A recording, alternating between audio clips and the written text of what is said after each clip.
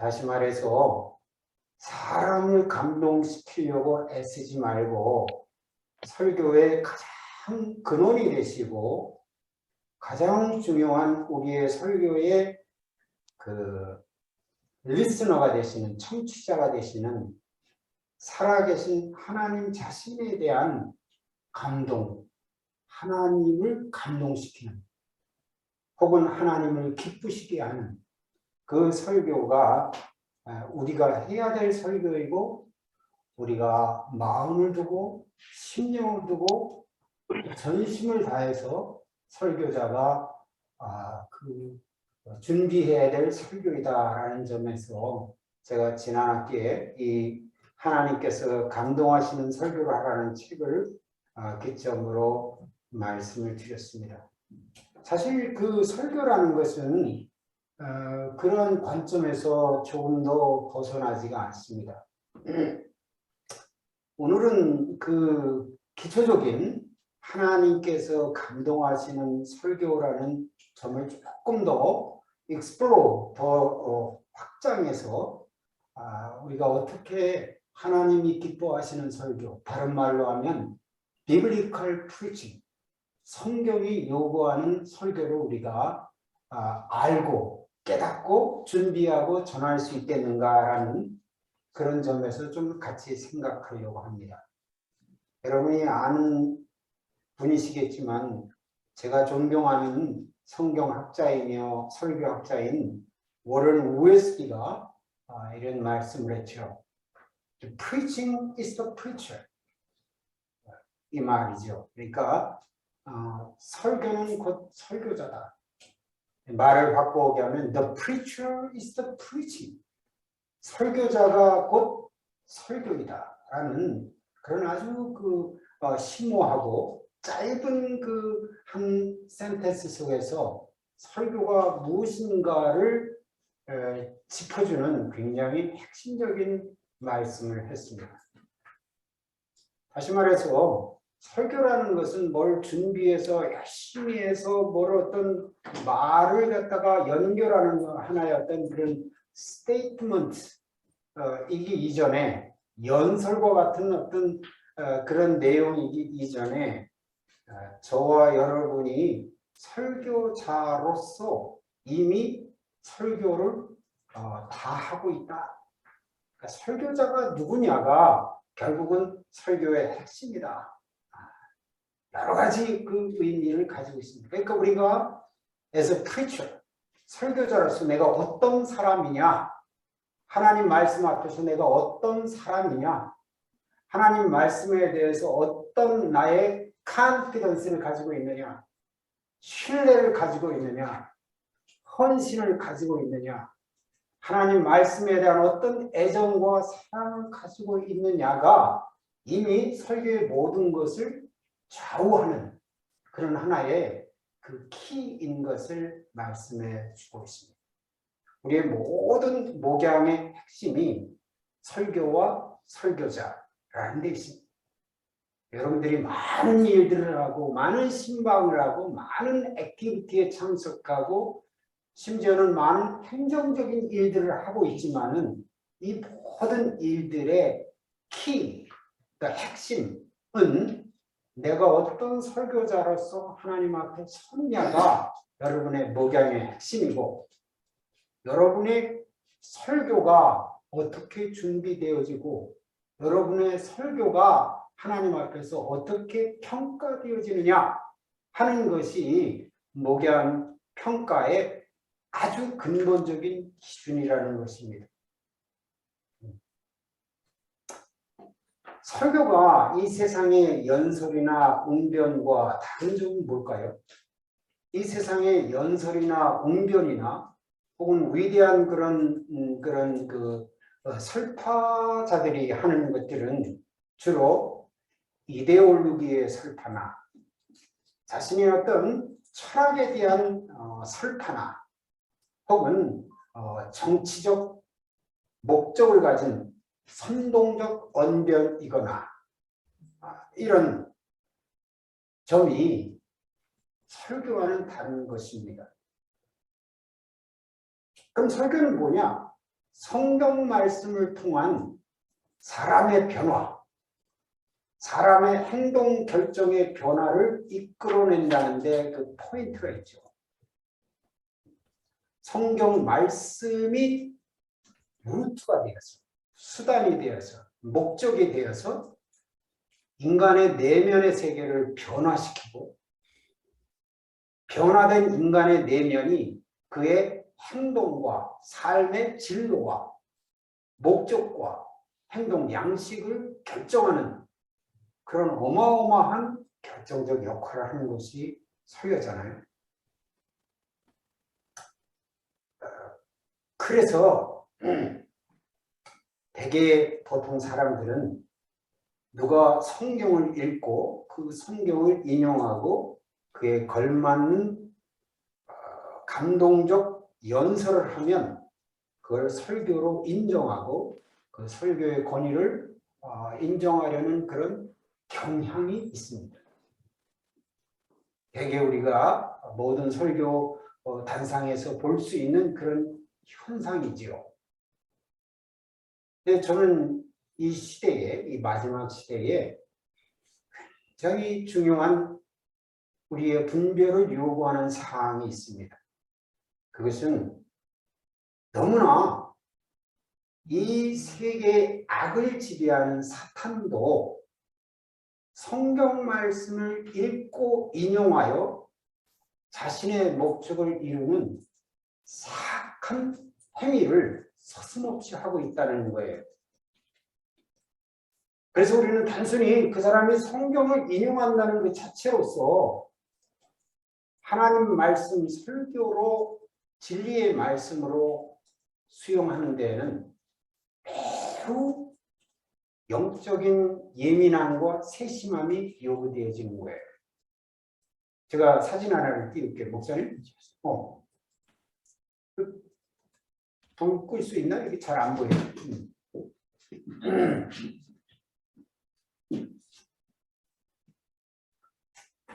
이 사진은 그 줌으로도 보이시나요? 네. 지난 3월 18일 모스크바에서 그 지금 우크라이나 전쟁으로 모스크바가 지금 어마어마한 그런 위기 가운데 있잖아요. 자신의 병사들이 10,000명 정도가 우크라이나에 가서 사살당하고 장군들 5명이 죽었습니다.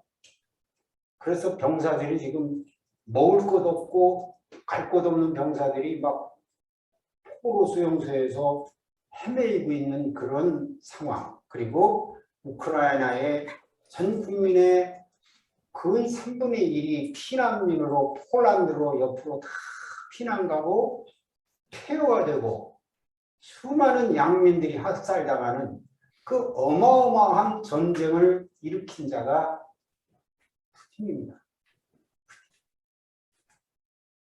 그런데 그 푸틴이라는 자가 크림반도 영합 8주년을 기념하는 연설 자리에 모스크바에. 근데 그 연설에서 그가 무슨 말을 하냐면 성경에 이르기를 사람이 친구를 위하여 목숨을 버리는 것보다 더 큰 사랑은 없다. 이 성경 말씀을 인용하면서 연설하는 거예요. 그러면서 우크라이나를 해방시키는 것이 우리 형제를 해방시키는 길이니 젊은이들이여 결단하여 이 목숨을 버리는 전쟁에 모두 참여하라. 이러한 연설을 하고 있고 그 연설에 모스코 청년들이 감동을 받아서 너도 나도 이 사단의 음흉한 계획에 말려서 전장터로 떠나는 이런 참혹한 사건을 우리가 목도하고 있는 거예요. 커플 데이스 거예요. 무서운 것 아닙니까?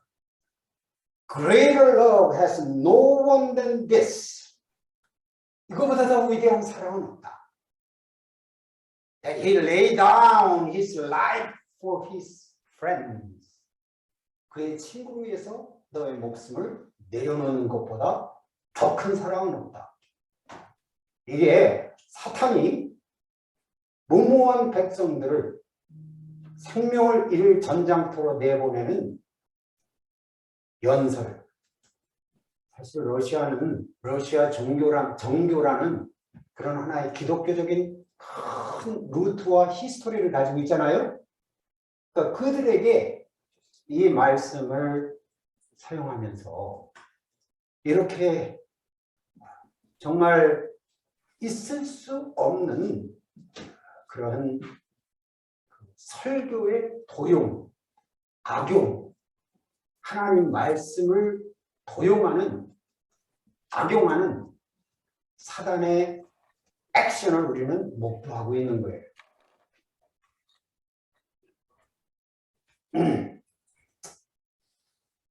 지금 러시아는 한 달째 우크라이나 전쟁, 이건 지금 우리가 영적으로 볼 때 굉장히 정말 예민한 전쟁입니다. 무슨 뭐 옛날에 베트남 워나 아프가니스탄 혹은 어떤 뭐 그런 그 시리안 워 이런 전쟁이 아니라 이 전쟁은 지난번도 말씀드렸습니다만은 3차 세계대전의 화약고입니다. 지금 푸틴에 대한 연구가 굉장히 많이 이루어지고 있어요. 푸틴에 대한 여러분 봤는지 모르지만 푸틴이 외국 정상들을 맞을 때 30m 거리에 큰 오벌 책상을 두고 자기는 여기하고 저쪽에 마크론 함께 하고 이렇게 해서 대화를 합니다. 있을 수 없는 일이죠, 그죠? 왜 그런 줄 아세요? fear, 두려움이에요. 사람에 대한 두려움. 이건 정신 착란적인 그런 그 스키조프리니아의 현상이거든요. 그 어떤 피해 망상증. 이 피해 망상증을 가진 역사적 인물이 히틀러였습니다. 이런 그 독재 극악무도 환자들은 굉장히 그런 자기 피해 망상적인 정신병을 가지고 있고 이들은 어마무시한 전쟁을 이룰 수 있는 폭탄을 안고 있는 거예요. 지금 러시아는 전 세계 모든 나라들이 러시아의 무역을 단절하고 금융을 단절하고 심지어는 맥도날드를 클로즈 해가지고 뭐 맥도날드, 나이키 뭐 할 것 없어요. 근데 푸틴이 여기 나와서 그 백성들이 지금 막 돈을 쌓아주면 30만 원 주고 맥도날드 햄버거를 사 먹는 수준이에요. 지금. 루블이라는 화폐가 막 날아다녀요. 사람들 다 굶겨 죽이고 있어요. 그래도 자기가 쥐고 있는 건 뭐예요? 핵무기를 쥐고 있는 거예요. 이거 언제 터뜨릴지 모르는 그런 무시무시한 그런 정신 착란자가 그리고 러시아에는 아무도 푸틴에게 어떤 말을 할 수 있는 그런 참모라는 건 존재하지 않아요. Once they decide 3차 세계대전은 바로 일어나는 거예요.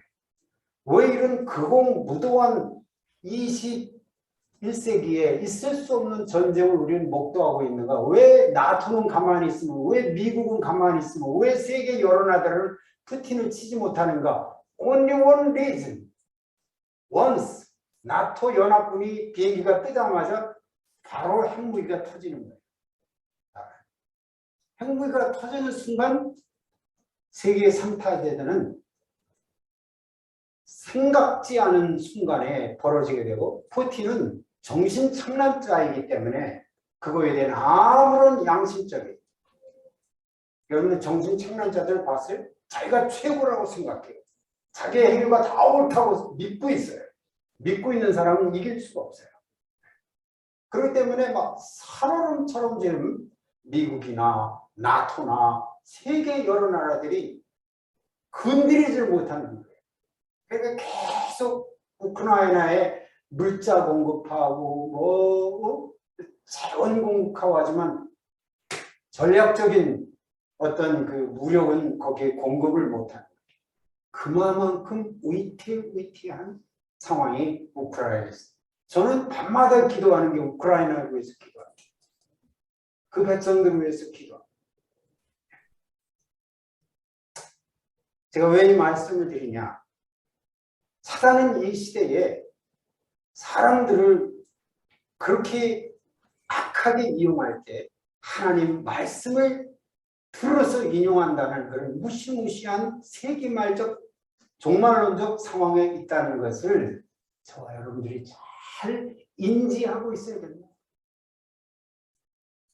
그리고 이것이 우리에게 설교하는 우리에게 주는 그런 그 implication, 그 내면의 의미가 무엇인지를 잘 목도해야 된다. 잘 반성해야 된다. 라는 것을 우리에게 말씀해 주는 것입니다.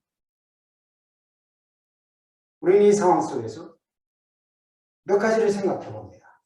사단은 하나님 말씀을 사용하여 사단의 목적을 이루기를 서슴지 않는다는 것입니다. 그런 일은 앞으로 더 크게 일어날 것입니다.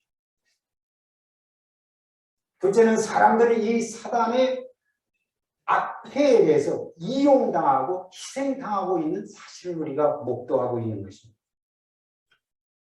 그런데 셋째로 이런 현상은 이런 극단적 악한 정치 상황뿐만 아니라 보편적인 우리의 종교, 설교 현장에서도 매우 보이지 않게 이루어질 수 있고 이루어지고 있다는 사실이에요.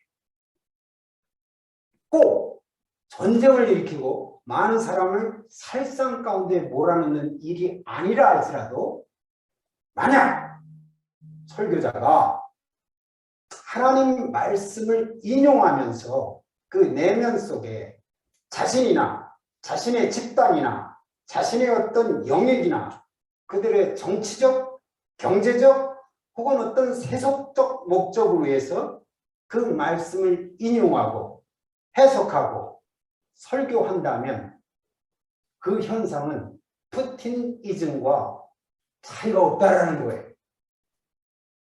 그 쓰이는 쓰임이 우크라이나 전쟁이라는 그런 약한 쓰임일 차이가 있을 뿐이지 인간적 목적으로 사람의 목적으로 하나님의 말씀을 이용한다는 데 있어서는 동일한 선상에 있는 거예요.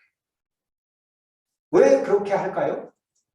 하나님 말씀을 인용해서 목표가 뭐겠어요?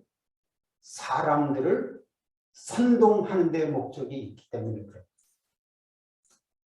설교 잘하는 것은 선동 아닙니다.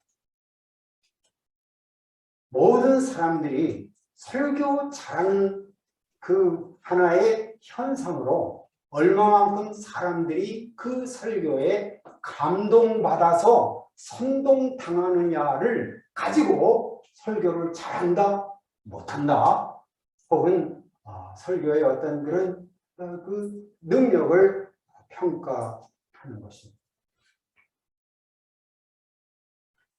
우리가 신본주의, 하나님 중심의 설교를 해야 된다를 강조하면서 인본주의 설교를 해서는 안 된다라고 저는 수없이 여러분에게 말씀드렸죠. 인본주의 설교를 왜 해서는 안 되는가? 인본주의라는 그 자체가 사람의 목적, 사람의 그 모티베이션, 동기, 이 설교를 통해서 사람을 어떻게 움직여야겠다, 사람을 어떻게 선동해야 되겠다, 사람을 어떤 방향으로 이끌어야겠다라는 목적이 그 하나님 말씀을 설명하고 그 말씀대로 살게 하겠다라는 목적을 넘어서서 설교자 자신, 말씀하는 그 사람 자신의 내면에 있는 목적, 그것이 정치적이든 경제적이든 종교적이든 사회적이든 어떤 목적을 위하여 그것을 인용할 때는 푸틴과 같은 선상에 있는 설교를 하고 있다는 사실을 설교자들이 심히 명심하고 분별해야 되는 것입니다. 신학의 문제가 그래서 중요한 겁니다.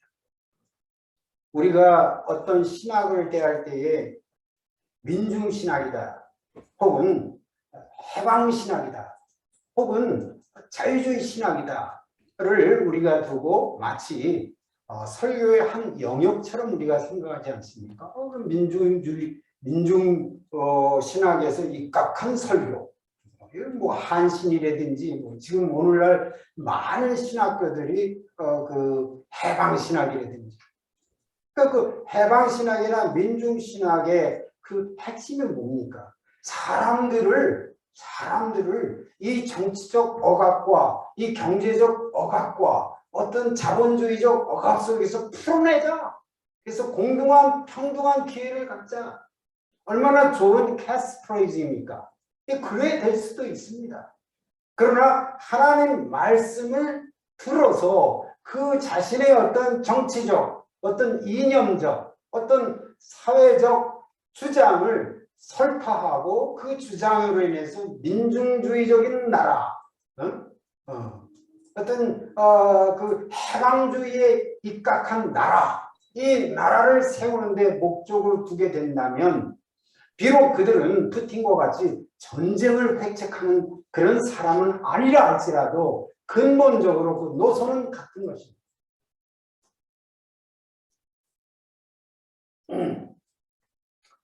따라서 제가 이 초입에 여러분에게 강조하고 싶은 것은 여러분 자신이 하고 있는 설교에 대해서 돌아봐라. 깊이 돌아봐라. 왜냐하면 우리는 그런 그 풍조, 사조, 그리고 많은 불행도 따라가는 선배들의 어떤 그런 그 흐름에 설교라는 그런 굉장히 덜 성숙된, 제대로 깨닫지 못한 그런 선배들의 길을 쉽게 따라갈 수 있는 그런 모습을 우리에게 갖기 때문에 그런 것입니다. 진실한 설교자는 그냥 내가 설교하고 있다는 것으로 내 자신을 위로하고 정당화해서는 안 됩니다.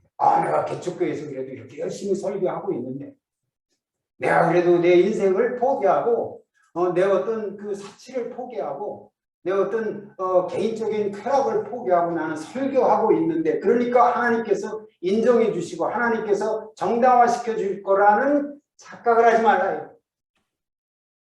하나님은 그런 요구를 우리에게 하신 적이 없어요. 설교라는 이름만 하면 그게 정당화돼서는 안 됩니다. 그럼 뭐냐? 하나님이 원하시는 바른 말씀의 설교에 대한 확신 가운데 그 말씀을 선포할 때만 그것이 설교로서의 정당성을 갖는 거예요. 큰 교회든 작은 교회든, 개척교회든 비개척교회든. 우리가 히브리서에서 예수를 깊이 생각하자라는 말씀으로 우리 히브리서를 공부했잖아요. 설교를 깊이 생각. 함부로 하지. 우리는 너무 우리가 하고 싶은 말을 하고 쉬운 거예요. 마치 설교가 나의 어떤 아이디어, 나의 어떤 주장, 나의 어떤 하고 싶은 말, 나의 어떤 한 맺힌 이야기거리를 쏟아내는 하나의 스트레스 아웃의 그런 장으로서 사용된다면 이거는 푸틴과 같은 거예요. 이거는 하나님 말씀 선포가 아니라는 거예요. 여러분이 배우리 주일날 그 어느 순간에서 설교할 때 이 진중한 의식을 가져야 됩니다.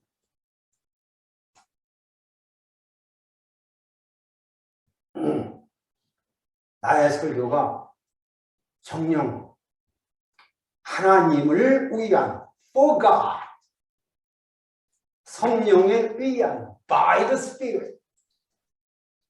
예수 그리스도를 향한 to Jesus Christ. 이 세 가지가 클리어해요.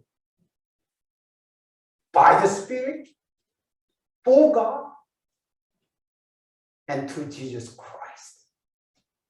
이게 살아있지 않다면 저는 설교의 가치, 의미가 있지 않다고 생각해요. 이게 반드시 여러분이 설교할 때 내 심중 가운데서 확증돼야 된다. 하나님, I am preaching for you, not for me. I am preaching not by my will, but by your spirit. 하나님의 영혼. 하나님, 이 설교는 오직 Jesus Christ centered. 그리스도의 영광, 그리스도의 살아계심, 이것입니다.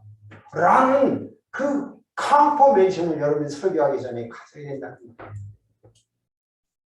Otherwise, 그렇지 않으면 설교의 매력은 없는 것입니다. 절대로 청중에게 감동해서 청중을 감동시킨다는 말 가운데에는 청중을 선동한다는 말이 있어요. 선동. 이 시대에 여러분, 뭐 대선도 얼마 전에 끝났습니다만 우리가 명확하게 보는 게 뭡니까? 피차 선동하는 거. 자기의 이데올들로, 자기의 정치적 목적을 위해서 가능한 많은 사람들 어떤 미사여구를 쓰든지 어떤 말을 쓰든지 선동해서 나에게 표를 던지게 만드는 것이 이 정치 아니었습니까? 얼마나 그게 가슴을 서늘하게 하며 얼마나 그게 비진실하게 하며 얼마나 그게 우리의 삶을 참으로 진절이 나게 합니까? 좌든 우든 it doesn't matter. 그런데 만약 우리가 설교를 하면서 나의 어떤 신앙, 나의 어떤 신앙 노선, 나의 어떤 이데올로기, 나의 어떤 주장에 나의 목을 맨다면 그건 선동이에요. It's not 설교예요. 그런 점에서 저는 오늘 세미나의 첫 장을 설교에 대해서 깊이 생각합니다. Think one more time. 그렇다면 정녕 하나님의 설교는 어떤 설교인가? 핵심이죠. 참 이 말을 한다는 것이 It's not easy. 쉽지가 않습니다. 근데 저는 지난번에 이어서 사실 수많은 설교에 대한 티어리가 있습니다. 설교학적인 이론이 있습니다. 제목 설교는 이렇게 하라, 주제 설교는 이렇게 하라, 원포인트 설교를 이렇게 하라, 본문 중심으로 이렇게 하라, all kind of expository preaching은 이렇게 하라. 우리는 그런 여러 가지 티어리들에 대해서, 이론들에 대해서 우리는 여기저기 보게 됩니다. 당연하죠. 설교를 잘하려고 하니까. 그러나 모든 티어리를 넘어서 저는 항상 이 세 가지를 말합니다. 뭐냐? 여러분들이 설교를 한다면, 하나님이 기뻐하시는 설교, 진정한 설교를 한다면 넘버 원, 하나님의 그 말씀에 집중해라. Preach the word. 디모데후서 4장 2절에 주신 말씀이잖아요. 케르손 로곤, 로곤 목적격이에요. 그 말씀, the word, 그 말씀을 전파하라. 그러니까 나의 설교의 모든 가운데서 하나님의 말씀이 선포되어지고 설득되어지고 설명되어지고 그 마음속에 심겨지고 그 말씀이 성도들의 마음 가운데 남겨주고 그들의 삶을 주장하게 되고 그들의 생각과 온통 마음을 주장하도록 그 말씀을 남겨라 그럽니다. Nothing but the word. 이 말은 설교할 때 하나님 말씀을 인용하지 말라는 말이에요. 인용구로 사용해서는 안 되는 거예요. 참고 기절로 사용해서는 안 되는 거예요. 내 주장을 펼치기 위한 어떤 배경으로 사용해서는 안 되는 거예요. 그 말씀 자체가 남아있도록 하라. 그 말씀을 설명하고 설파하고 이해시키고 순종시키기에 전념 전체 몰두하라.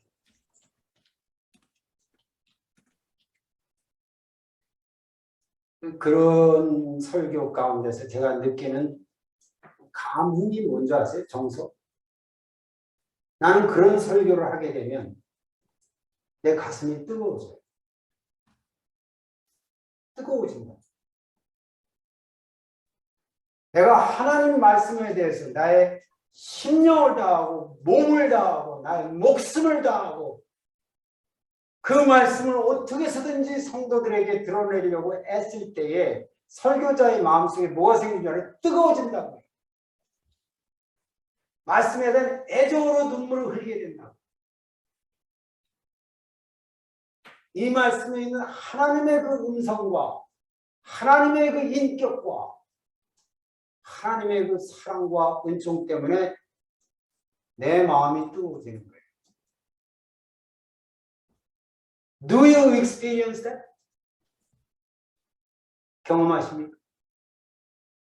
그냥 뭐 맹맥한 어떤 히브리어 강의가 아니라 헬라어 프리책이 아니라 나의 심령과 나의 마음과 나의 생명을 주장하는 뜨거운 말씀이 내 안에서 느껴지는 거예요.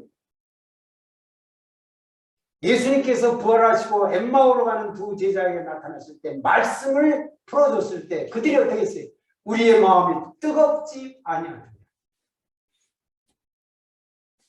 여러분이 설교를 할 때 그 하나님 말씀에 전념되어지면 여러분의 심령이 뜨거워지고 그 뜨거운 심령이 전달되는 것이 설교예요. 언어의 전달이 아니에요. 사상의 전달이 아니에요. 이론의 전달이 아니에요. 교리의 전달이 아니에요. 내 안에서 뜨거워진 말씀이 뜨겁게 성도 가운데 교통되어지는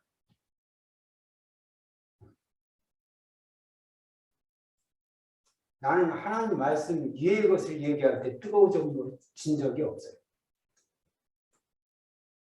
제가 교육학을 했고 또 미국에서 오래 살았고 유학생활을 오래 했기 때문에 대전 친신에 있을 때 그 제자 중에 하나가 대전에서 큰 학원을 운영하는 형제였어요.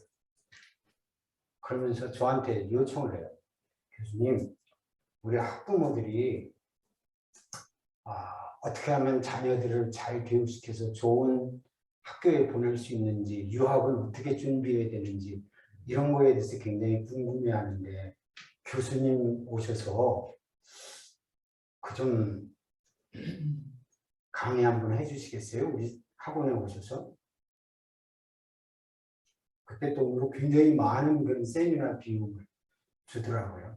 돈도 없는 터이라 까짓건 뭐 내 경험 들여가지고 가서 한번. 제자가 아주 훌륭한 제자였어요. 그런데요, 2시간 강의를 하는데 죽을 뻔했어요. 마음이 뜨겁질 않아요.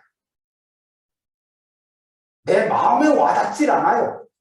좋은 학교 보내는 방법, 유학생활 준비하는 법 다 알죠. 내 경험으로 다 알죠. 이거 왜 하고 있지? 조그마한 개척교회에서 몇 명의 성도를 놓고 하나님의 말씀을 내 마음으로 전할 때 갖는데 뜨거움은 존재하지 않았어요. Therefore, 모든 이론을 떠나서 여러분을 설교할 때 여러분 자신이 그 말씀의 감동에 뜨거워져야 돼요. 뜨거워져야 돼요.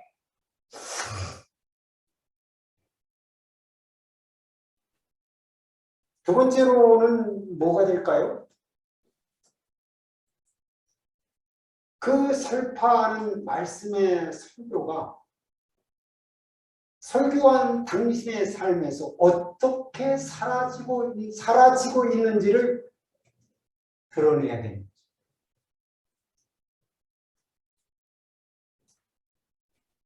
설교는 그런 면에서 하나님 말씀에 대한 경험담에 하나님 말씀에 대한 경험. 에스라서 7장 10절에 에스라가 바벨론 포로에서 돌아와서 율법을 연구하고 준수하여라는 그 율법을 가르치기를 힘씁니다. 가르치기 전에 뭐가 된다는 거예요? practice. 그 practice, 그 경험 속에는요, 실패도 있어요. 쓰라림도 있어요. 그래서 나 성공만을 얘기하는 것은 아니에요. 우리가 어떻게 성도들에게 전하는 말씀을 다 그대로 살았다고 감히 말할 수 있겠어요? 그러나 그 말씀을 살았을 때의 환희, 그 말씀을대로 살았을 때의 그 감동, 또 그 말씀을 순종치 못했을 때 오는 패배감, 굴욕감, 이런 모든 것들이 설교의 내용이라는 것이에요. 여러분, 우리가 히브리서를 오늘 10장에서 후반부에 공부하겠지만은 히브리서 저자가 바나바인지 바울인지 우리는 알 수 없지만 그가 히브리서 그 받는 저자들에게 하는 10장에서 하는 말이 뭐예요? 너희가 전날에 큰 싸움을 참았던 것을 기억하라. 너희가 조롱거리가 되고 핍박거리가 되고 핍박받는 자들의 친구가 되고 그들의 산업을 빼앗기는 것을 스스로 당면하고 이런 일들을 너희가 감히 감당하지 않았느냐. 이 말씀 속에 뭐예요? 신앙이 어떤 이론으로 머물렀던 것이 아니라 the life, 삶 그 자체로 있었던 것이고 그 삶에 대한 쉐어링, 복음의 삶에서 느끼는 고통과 눈물과 아픔과 쓰라림과 이런 것들에 대한 한마음. 그러므로 말씀은 설교한다는 것은 설교자의 이 진솔하고 하나된 삶의 진지함, 이것이 성도들을 움직이는 거예요. 그것이 나를 움직이는 거예요.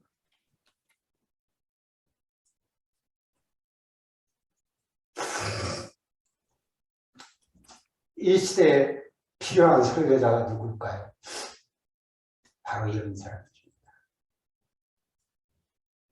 세 번째로 반드시 기억해야 될 게 뭡니까? 당신의 입이 아니라 당신의 무릎으로 설교하게 하라. 무릎.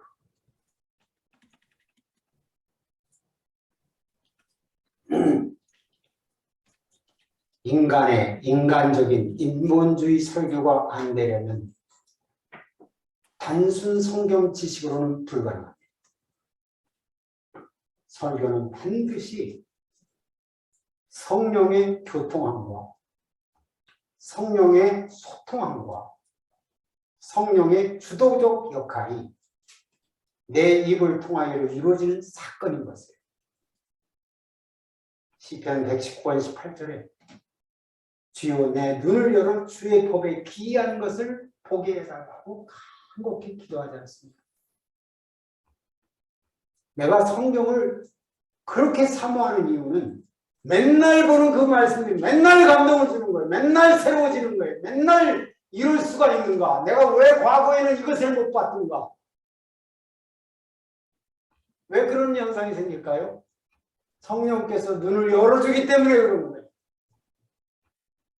여러분 히브리서 그 내용, 예수 그리스도의 피 흘린 사건이 우리가 처음 하는 일입니까? 복음의 시초부터 우리가 알았지 않았습니까? 그런데 왜 히브리서를 읽을 때마다 그 피에 감동됩니까? 그 그리스도의 피에 우리가 감격하게 됩니까? 성령의 새롭게 하시는 은사.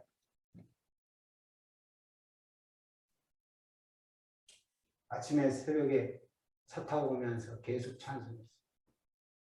예수의 피밖에 없네. 평생을 불렀던 찬송. 예수의 피밖에 없네. 왜 그걸 첫날 만날 불러도 우리에게 감동이 됩니까? It's because of the Holy Spirit moves into our heart.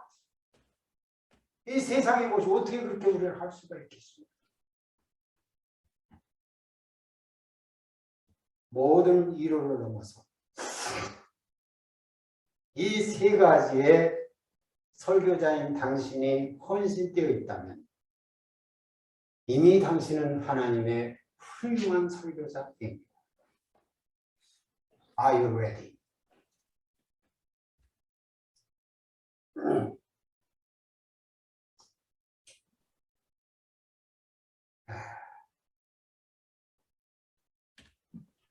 그런 의미에서 우리가 설교자로서의 신학적 입장은 상당히 중요한 일입니다.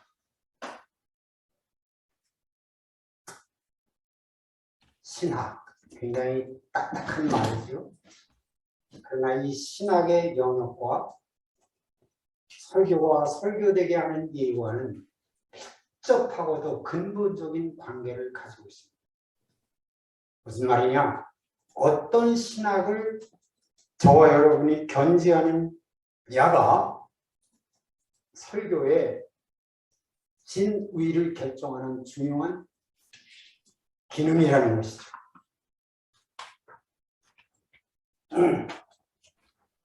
이를테면 이런 것입니다.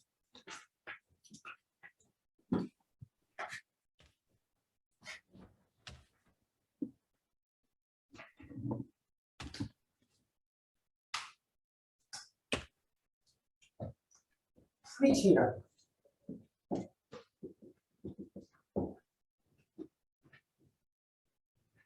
프리칭이라는 중요한 우리의 사역의 핵심이죠. 사역의 핵심. 프리칭이 없으면 사역이 있습니까? 근데 이 핵심 중심에 신학이 흐르고 있습니다. 누구나 자기가 인지하든 인지하지 않든 신학이 있어요. 이쪽 끝은 리블리컬, 컨서버티브, 성서적, 복음적, 보수주의예요.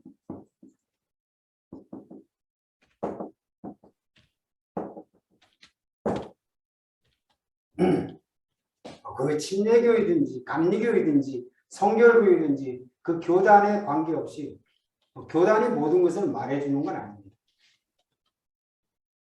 이 반대 측면은 소위 말하는 인본주의에 입각한 자유신학, 자유주의 신학. 그런데 이 중간에 상당히 이런 패러다임이 있는 걸 우리가 보게 됩니다. 끝과 끝이지만 이 중간에 이 위치에 있는 사람, 이 위치에 있는 사람, 여기에 있는 사람, 여기에 있는 사람, 하나의 그 설교자의 어떤 신학적 위치가 매우 다양하게 분포되어 있는 것을 보게 돼요. 그럼 그 분포되어 있는 것이 뭘로 설교 가운데에서 드러나느냐? 첫째는 바이블에 대한 성경 그 자체에 대한 인식이에요. 이쪽 방향으로 갈수록 성경에 대한 인식이 어떻게 되어 있을까요? 성경 무호설, 말씀의 무호함을 믿습니다.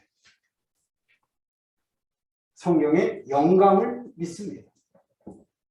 인간의 말이 아니라 하나님의 말. 성경의 계시를 믿습니다. 무오한 영감된 하나님의 계시된 말씀이라는 것에 대한 확증이 깊어질수록 비블리컬, 컨서버티브, 이반제리컬 그런 신학을 가지게 되죠. 그러나 이쪽으로 갈수록 어떻게 될까요? 성경의 오류를 지적합니다. 이것도 틀리고 저것도 틀리고. 그래서 이것은 영감된 것이 아니라 인간의 기록, 인간의 기록이라는 데 초점을 갖게 됩니다.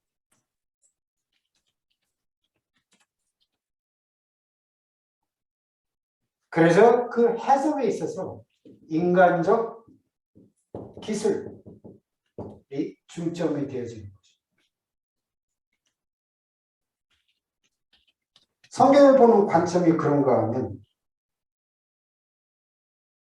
따라서 이 성경에 대한 어떤 하나님 말씀에 대한 권위가 authority, 이 권위는 하나님의 절대적 권위인 반면에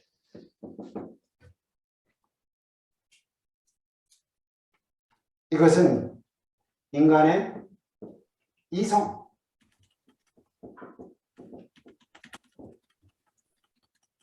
인간의 이성 중심적인 것이 됩니다. 따라서 이것을 해석하는 데 있어서 하나님 말씀을 해석하는 데 있어서 이 부분은 하나님의 말씀의 절대적 권위하에 그 말씀의 문법, 문맥, 문자, 그 말씀 내용 그 자체에 초점을 둔다면 여기에서 해석하는 이쪽 방향은 인간의 이념, 철학, 역사 이런 것들이 해석에 중점을 두게 됩니다.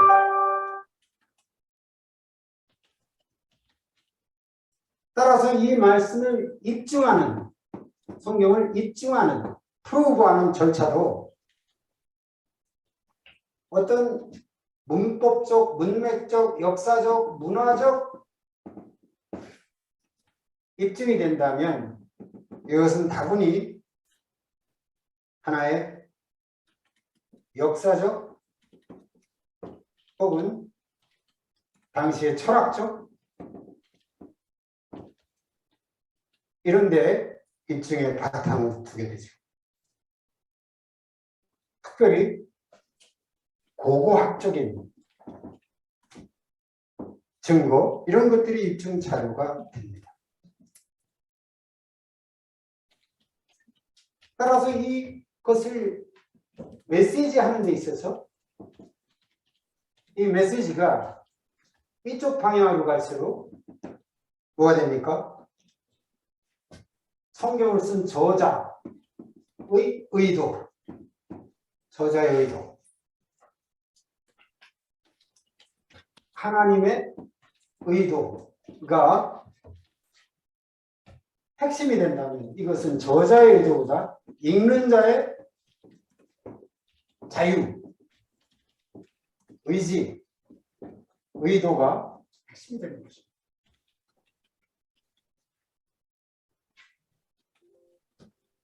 더 나아가서는 성경에 나오는 초과학적인, 초자연적인 기적이나 초자연적 사건에 대해서 이 부분을 이쪽은 하나님의 신성에 의한 절대적 사건으로 본다면 이것은 비과학적 신화로 여기게 되는 것입니다.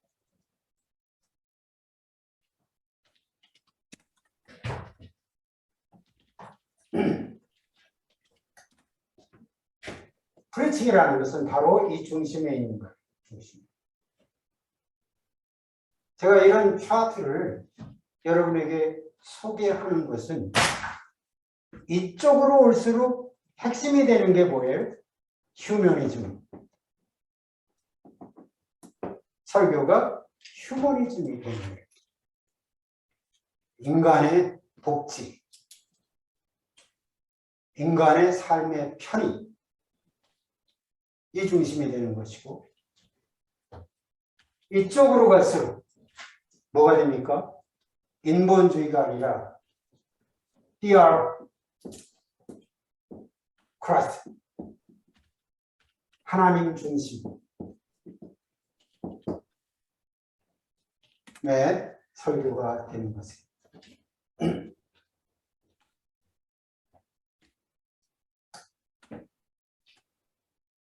그러므로 저와 여러분이 어떤 신학을 견지하느냐 하는 문제는 설교의 그 방향을 결정짓는 중요한 키가 됩니다. 그래서 교회 가운데서 혹은 젊은이들이나 혹은 뜻있는 성도들이 신학을 한다고 할 때 여러분들은 잘 가이드해야 돼요. 이런 자유주의적이고 휴머니즘적이고 그럴듯하죠. 한신이 그렇고 또 성공회가 그렇고 요즘 뭐 정치인들 나오는 패널들은 거의 성공회 출신들이더라고요. 한신 출신. 훌륭한 사람들이죠. 그러나 그들은 하나님 중심의 사람들은 아닌 것이 분명해요. 그런 데로 보내서는 안 되는 거예요. 유학을 간다 하더라도 미국에 있는 신학교가 다 좋은 신학교가 아니에요. 이런 면에서 분명한 깨달음을 가져야 된다. 만약 이런 것이 없게 되면 인생을 낭비하는 거예요. 하나님 위에서 산다 하지만 인생을 낭비하는 거다. 돌아올 때까지.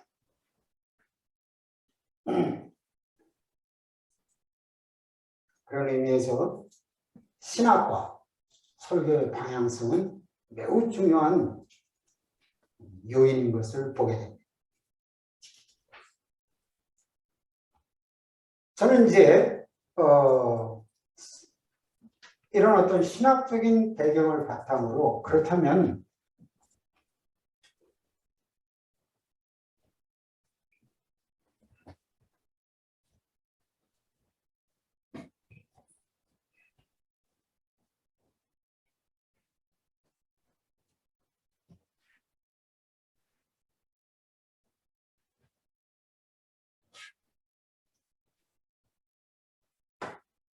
설교, 정의, definition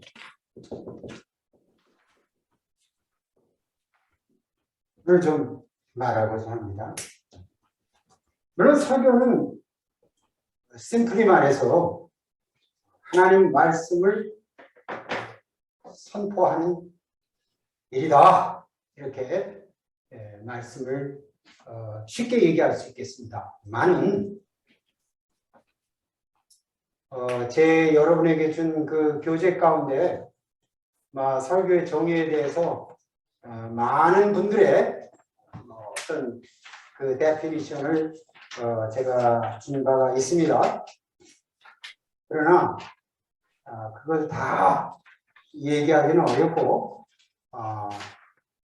제가 말씀드리는 여러분들이 동의할 수도 있고 조금 동의 안 하실 수도 있어요. 그러나 조금 더 설교라는 정의 뭐든지요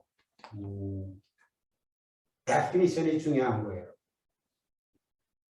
그런 사진 촬영할 때 아무리 잘 찍어도 초점이 안 맞으면 아무리 좋은 배경, 컬러 이런 게 있더라도 그 사진은 버림게 되는 것처럼 무엇을 할 때 정의가 뭐냐, 뭘 하고자 하는 것이냐라는 데피니션이 클리어해야 되는 것입니다. 그래서 저는 이렇게 정리를 했습니다. 성서적 강해 설교라는 그런 데피니션으로서 성경 본문의 말씀을 성경의 원래 독자들에게 의도되어진 신학적, 역사적 의미를 바르게 해석하여 그 안에 제시되고 목적되어진 영원 불변한 하나님의 메시지를 발견하고 오늘날의 청중의 삶에 적용되어지도록 설득력 있게 구성된 성서적 메시지의 전달이다. 조금 정의가 길지 모르겠어요. 좀 그렇게 정리합니다. 이걸 조금 의해서 얘기한다면 아까 제가 말한 것처럼 설교는 그 말씀이에요. The word. 텍스트. 텍스트가 핵심이에요. 그러니까 본문이죠. 우리가 말하는 본문. 본문을 읽어주고 본문에 대한 해설이나 설명이 빈약한 상태에서 성도들에게 자기 나름대로의 어떤 주장을 하는 것은 설교가 아닙니다. 많은 목사님들이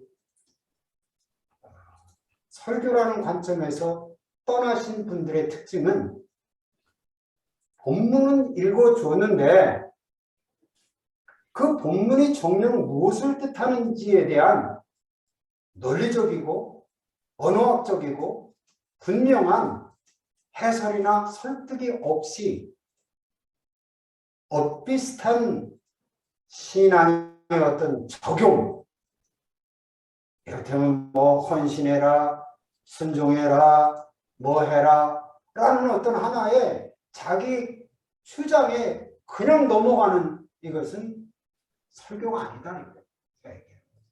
그 말씀을 설교하는 게 아니다. 그래서 본문이 선정이 되어졌으면 반드시 이 본문에 대한 해석, 관찰과 해석과 그 뜻, 의미 파악이 선언되어져야 된다. 근데 알다시피 성경의 본문은 우리한테 쓴 게 아니에요. 우리 히브리서 공부하잖아요. To the Hebrew. 히브리 사람들에게 쓴 거예요. 그죠?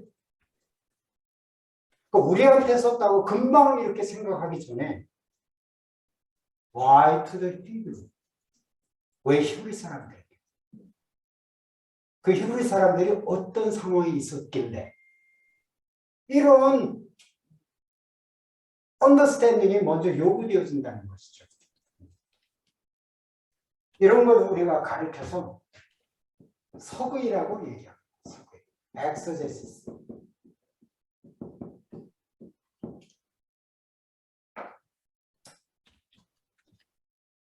이 말씀을 쓰는 저자가 누구에게 어떤 의도로 왜 썼는가에 대한 우리가 할 수 있는 최대한의 접근입니다. 고잖아요. 고오이기 때문에 옛날 말이기 때문에 그 말을 풀이할 수 있어야 되는 거예요. 이거는 하고 싶어서 하거나 하기 싫어서 안 하는 문제가 아니고 이거는 본질이에요. 그렇잖아요?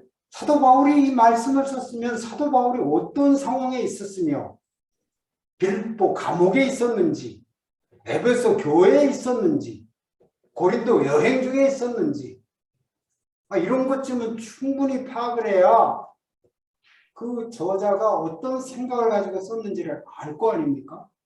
I don't care 그런 거는 그럴 수가 없는 거예요. 그렇죠? 그래서 이 1차적인 서기 과정을 통해 가지고 사도 바울이면 사도 바울, 저자가 어떤 의도로 여러분 그렇잖아요. 우리가 뭐 쉽게 얘기하면 이순신 장군이 왕에게 신에게는 몇 척? 몇 척이 있다고? 12척. 12척이 있나이다. 이제 임진왜란 때 말입니다. 3척. 13척에 확실히 얘기해. 저 6척이 오시네 저기. 어서 오세요. 네. 먼 길 오시느냐고. 그러면 여러분 신에게는 아직 12척이 있습니다라고 얘기하는 것이 그 임진왜란 당시의 상황을 정확히 이해하지 않고 그 말의 뜻을 알 수가 없잖아요. 그래, 너 아직 12척이 있네. 그걸 우리는 할 수가 없는 거 아니잖아요. 그 많은 외구들과 그 많은 외국의 함정들 우리를 공격하려고 하고 있지만 왕이시여, 나에게는 이 12척이 있기 때문에 이 12척으로 생명을 다하는 날까지 싸우겠습니다라는 의지와 이런 것들이 이순신 장군에 있는 거 아니에요, 그렇죠? 그걸 우리가 그 임진왜란 당시의 역사적, 문화적, 정치적, 국가적 상황을 알아야 그 말씀을 우리가 파악할 수 있는 것과 똑같은 이치로 성경 말씀이 쓰여질 당시에 역사적, 문화적, 교회적, 선교적, 정치적 이 상황을 파악하고 그 말씀을 읽어야 이 말씀을 쓰이게 된 경위를 알 수가 있다는 거예요. 그렇잖아요? 물론 우리는 그거를 고고와 명고하듯이 다 분석해서 할 수는 없죠. 그러나 감사한 것은 이미 그런 연구를 하는 책들이 좀 많습니까? 좀 많아요. 근데 왜 안 보죠? 귀찮거나 별 의미 없다고 생각할 때. 거기서부터 틀린 거예요. 성경은요, 설교는요, 성실성이 바탕이 안 되면 설교에서는 안 돼요. 성실성이 바탕이에요. 그 말씀의 진의를 파악하고자 하는 성실한 노력. 그건 뭐 사람에 따라서 한도 끝도 없겠지만은 적어도 기본적인 성실성이 있어야만 되는 거예요. 왜 그럴까요? 그래야 내가 히브리서 저자 만난 적이 없는 그 사람의 나는 히브리서 강의하면서 그 사람 내 옆에서 보는 것 같아요. 그 사람을 느끼는 것 같아요. 나는 이분이 굉장히 바나바라는 생각을 많이 해요. 그 바울이라고 말하는 사람도 있고 아볼로라고 말하는 사람도 있고, 근데 내가 성경 인물들을 볼 때 그 레위 지파의 하나님 바나바가 이 철저한 그 그리스도의 피해 사건을 얘기하고 있는 그 동질감을 느낀다니까. 왜? Because 그 본문에 대한 깊이 있고 본질적인 엑서제시스를 할 때 아까 내가 이제 그때 뜨거움을 느끼는 이분의 마음이 얼마나 간절했을까. 네? 여러분 히브리서 보게 되면요, 너희는 침륜에 빠질 자 아니라 뒤로 물러가면 내가 기뻐하지 않겠다. 너희는 견고히 잡으라 이런 말씀들이 나오잖아요, 전부. 그 왜 그러냐면 지금 예수 믿겠다고 하는데 어마어마한 핍박과 공경이 오고 있는데 한쪽에서는 제사를 드리고 있는 거예요. 수많은 자기 동족들이 메조리티가 레위 제사를 드리고 있는 거예요. 이것이 옳다고 얘기하는 거예요. 그리고 이들도 과거에 거기 있던 사람들이 내가 미쳤다고 여겨가지고 예수의 이름 때문에 이렇게 산업을 빼앗기고 이렇게 핍박을 받고 이렇게 고난을 받을 필요가 뭐 있느냐? 나도 돌아가련다라는 거에 대해서 no, please not. 경고히 잡으라. Don't return. 돌아가지 마라. 이게 히브리서의 핵심이잖아요. 그걸 설명해 주고 있잖아요. 그걸 우리가 그 본문 내에서 그 저자의 그 마음을 읽게 되면 그 유대인들의 그 마음을 이해하게 되고 그들이 왜 그렇게 돌아가고 싶어 했는가에 대한 공감을 갖게 되고 그걸 막으려는 이 저자의 처절한 몸을 같이 느끼게 되는 거예요. 그게 설교의 시작이니까. 그건 우리 얘기가 아니에요. 유대인의 얘기예요. AD 67, 68, 69년 때 일어난 일이에요. 예루살렘 성전이 무너지기 직전의 사건들이에요. 우리하고는 먼 거리와 문화가 먼 사건이잖아요. 그럼에도 불구하고 내가 그거를 이렇게 깊이 볼 때 마치 내가 그 자리에 있는 사람처럼 그 고난받는 유대인처럼 그 히브리인처럼 갈등하는 그런 히브리 교인처럼 공감하고 눈물을 흘리고 그렇구나. 여기서 설교가 시작된다니까. 그래야 되지 않겠어요? 그죠? 그게 설교적 과정입니다. 이 설교에서 연결되어지는 게 뭐예요? 문제는 우리가 사는 것은 현대라는 거예요. 이것만 감당하고 있어가지고는 그랬었구나. 마음 아프다. 그들이 얼마나 힘들었을까. 그거 이해하는 걸로 끝나버리면 셰익스피어의 베니스의 상인 읽고 감동받고 끝나는 거는 아무 차이가 없는 거예요. It's a long time of story. 나는 그때 그 상황을 알아. 알아서 so what? 어쩌자는 거예요. 알아서 뭐하냐. 그죠? 이것이 현대인, 현대 성도에게 apply. 어떻게 적용되는 것이? 우리는 히브리인도 아니에요. 유대인도 아니에요. 현대 이방인이에요. 그것도 특별히 한국인이에요. 우리 집에 와서 이 미국에 한국에 와가지고 집사람하고 가장 부딪히는 내가 설명하고 설득하는 부분이면 자꾸 미국 생각을 해요. 미국에서는 이러지 않아요. 미국에서 이게 합리적이에요. 그래서 내가 얘기하죠. 여기 미국 아니야. 여기는 여기에 민족이 있고 여기에 문화가 있고 여기에 삶의 방식이 있고 여기에 삶의 습관이 있어. You got to understand that. 그걸 이해하지 않으면은 여기 살지 마. Gotta go back to USA. 아주 핀잔처럼 그렇게 얘기하죠.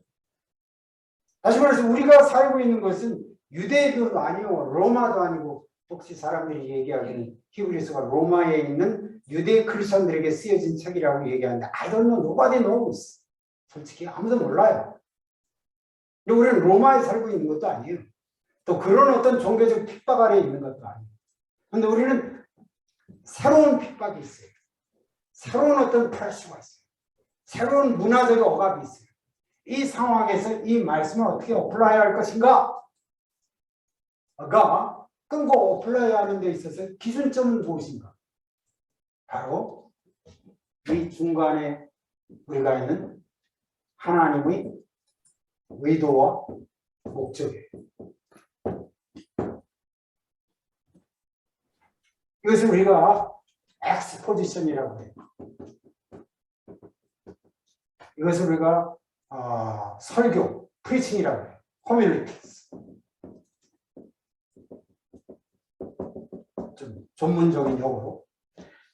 다시 말해서 엑서제시스에서 엑스포지션을 통해서 호밀리틱스 애플리케이션으로 이어지는 하나의 분명한 서큘레이션. 이것이 설교이다. 이 서큘레이션이 명백하면 명백할수록 여러분의 가슴은 더욱 뜨거워지고 성도들은 그거에 대해서 분명하게 이해하게 되고 이해된 말씀이 설득되게 되죠. 설득된 말씀에서 행동이 결정되어집니다. 이해도 안 시키고 설득도 안 하고 설명도 안 한 상태에서 You do this, do this, do this 하는 것은 그건 하나님의 뜻이 아니에요. 여러분 기억해야 돼요.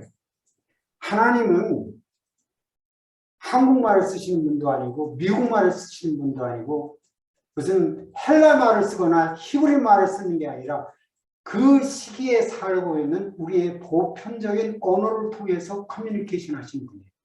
그렇죠? 따라서 이 말씀을 엑서제시스 하면서 저자의 마음을 읽고 이 유대인들이 이러한 그 유혹, 되돌아가고 싶은 그런 그 소원, 다시 뒤로 물러가고 싶은 그런 어떤 사단의 그런 끌림, 내가 미쳤다고 이 고난을 받을 필요가 뭐 있냐, 내가 왜 이 사람들하고 친구가 돼야 되고, 내가 왜 내 산업을 빼앗겨야 되고, 내가 왜 이 핍박과 공고 가운데 있어야 되고, 특별히 그때까지는 아직 순교가 없을 때요. 순교가 눈앞에 다가온 시점이라고요. AD 69년이. 죽을지도 모르겠다라는 그런 고통스러워. Why should I do this? 라는 그런 질문에 있는 사람들에게 하나님께서 주시는 메시지가 히브리스잖아요. 그럼 이 메시지를 우리가 어떻게 보느냐? 그 말씀 가운데서 너희가 지금 율법을 지키고 너희가 희생제사를 드리는 건 다 뭐라고 얘기했어? 섀도우, 그림자다. 그림자는 단지 실체가 있다. 그 실체가 누구냐? 그리스도다. 짐승이나 염소나 황소의 피가 가르치고 있는 그 그림자는 뭐냐? 예수 그리스도의 훨씬 보혈이다. 그 보혈에 스틱해라. 그 보혈에 너의 마음을 뿌리라. 그 보혈에 전념하라. 물러서지 말라. 그리고 너희 갈 길에 하나님 보호자에 담대히 나가라. 그것이 하나님의 메시지예요. 그죠? 그럼 이 메시지가 우리 성도들이 어떻게 하고, 우리가 여러 가지 유혹을 당하고 신앙을 포기하고 싶은 상황. 그러면요, 이놈의 팬데믹 때문에 교회 가운데서도 백신파와 비백신파, 네가 나의 건강을 위협하고 있다는 사람들과 너 때문에 내가 이렇다라는 그런 손가락질 오고 가는 시대예요. 교회마다 지금 그러고 있어요. 사단이 완전히 교란분란시키고 있어요. 그런데 진짜 미워하고 증오하고 서로 이해하지 않고 그런 상황이 뭐가 되겠어요? 제일 쉬운 게 뭐예요? 교회 안 가. 뭐 때문에 교회 가? 목사님 설교 다 틀렸어. 이런 뒤로 물러서고 싶은 그런 유혹을 성도들이 안 느끼겠어요. 거기에 대해서 이 말씀을 들어요. Don't look back.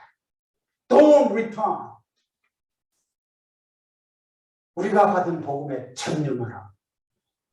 성도들과 함께 고난을 받으라. 모이기를 피하는 자들의 습관에 하지 말아라. 그날이 오면 더욱 가까이 올수록 더 열심히 모여라. 너의 믿음을 끝까지 지키라. 이 말씀을 우리가 여기서 어플라이 해주는 거예요. 그래서 설교가 본문에 있어서 시작된 설교가 이 서구의 과정을 잘 설명함으로써 하나님의 진의를 깨닫게 하고 하나님의 그 진의 가운데서 우리의 현대의 삶을 어떻게 살아야 될지를 말해주는 것, 이것이 설교이다.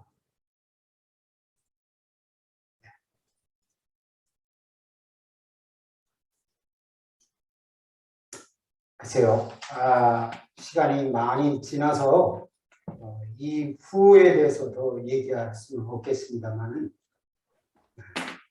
이러한 설교적 관점에서 이제 여러분들이 준비하는데 가장 중요한 것은 하나님 말씀을 파악하는데, 서기하고 파악하는데 동원되어야 될 여러분의 능력은, 가장 중요한 능력은 관찰하는 능력이에요. 관찰하는. 말씀을 말씀 그대로 관찰하는 거예요. 사실 그 말씀을 해석하려고 애쓰지 마세요. 이 뜻이 속뜻이 무엇인가를 생각하려고 하기 이전에 그냥 드러난 말씀을 생각하라고. 이를테면 예를 들어서 우리가 한 말씀을 생각해 봅시다. 시편 1편이 뭐죠? 복 있는 사람은 악인의 꾀를 좇지 아니하고 죄인의 길에 서지 아니하고 오만한 자의 자리에 앉지 아니하고. 이 절이죠, 그죠? 이 절은 뭡니까? 오직 뭐를 즐거워하여? 여호와의 율법을 즐거워하여 주야로 묵상하는 자로다. 그럼 이 한두 절을 관찰하는 게 뭘까요? 첫째, 이 한두 절 가운데서 시편 기자의 중심 단어, 중심 핵심은 뭘까요? 뭐가 핵심이라고 생각해요? 복입니까? 복 있는 사람입니까? 복 있는 사람. 복 있는 사람이라고. 많은 사람은 복으로 착각하고 있어요. 복 있는 사람에 대해서 얘기하고 있는 거예요. 복에 대해서 얘기하고 있는 것이 아니에요. 그럼 그 하나의 관찰이 우리에게 제시하는 하나님의 어떤 그런 의도가 뭘까요? 하나님은 사람에게 관심이 있다. 아멘. 복에 관심이 있는 게 아니에요. 왜 너는 복에 관심을 두냐 이거예요. 그렇잖아요? 그 관찰에서 나오는 거예요. 뭘 열심히 연구하고 뭐 어디 뭐 헬라어를 보고 그런 게 아니라고. 복 있는 사람. 근데 이건 얼핏 우리는 뭘 생각해? 예수님께서 이 땅에서 팔복 선언할 때 복 있는 자는 심령이 가난한 자는 복이 있나니 천국이 저희 것이니. 예수님의 마음도 뭐예요? 심령이 가난한 자의 복 있는 사람에 대해서 얘기하죠. 그죠? 또 홀 성경에 하나님의 컨서는, 하나님의 관심은 the person, 하나님의 사람이라. 그 말마다 우리가 첫 말에서 관찰할 수 있잖아요. 그 다음 말에서 뭘 보죠? 아니하고 전부 포지티브예요? 네거티브예요? 네거티브다. 관찰되잖아요. 그죠? 그러니까 복 있는 사람은 안 하는 사람이에요. 그렇지 않습니까? 뭐 하는 사람이 아니라 안 하는 사람이라니까. 안 하는 사람. 그러니까 복 있는 사람이 되려고 뭘 하려고 애쓰지 말고, 돈 내려고 애쓰지 말고, 헌금 내려고 애쓰지 말고, 뭐 주일 성수하려고 애쓰지 말고, don't do this first. 그죠? 뭘 하지 말라는 거예요? 악인의 꾀를 쫓지 말라. 근데 세 가지 하는 게 쫓지 말라, 서지 말라, 앉지 말라. Can you see the relationship? 쫓아가고 서고 앉는 하나의 과정을 그 동사에서 볼 수가 있어요? Yes. 그냥 이거는 우연히 쓴 것이 아니라 하나의 악을 쫓아가는 자의 하나의 프로세스를 말씀해 주고 있잖아요. 여러분이 악을 쫓으러 멀리 가야 된대요. 그게 관심을 갖는 거예요. 그 꾀에 굉장히 인트레스팅을 느끼는 거예요. 오늘 이 시대 가운데 젊은이들이 다 인터넷 처음서부터 나쁜 게 아니잖아요. 관심과 흥미와 거기 어떤 애정을 느끼는 순간부터 들어가기 시작하는 거예요. 그 꾀에 말려 들어가기 시작하는 거예요. 그죠? It's already started. 출발을 하지 말라는 거예요. 이제 목회를 하려면 이 사회에 비루한 것들 어떻게 사는지 가봐야 돼. 하나님의 뜻이 아니라고. 쫓지 말라. 쫓은 다음에 이루어지는 건 서는 거예요. Standing among the evil doers. 그런 사람들 가운데 같이 서서 서성거려요. 나도 한몫해야 되겠다.